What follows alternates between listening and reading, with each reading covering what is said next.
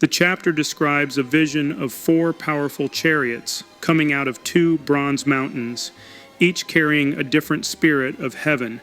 The angel tells the narrator that these spirits are going to the north, the white horses towards the west, and the dappled horses towards the south. The powerful horses are trying to go throughout the earth, and the angel instructs them to do so.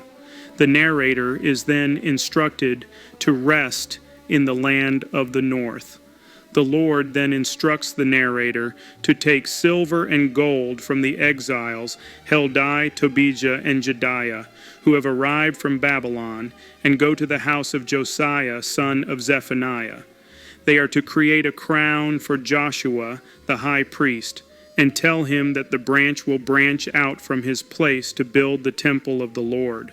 The crown will be given to Heldai, Tobijah, Jedaiah, and Hen, son of Zephaniah, as a memorial in the temple.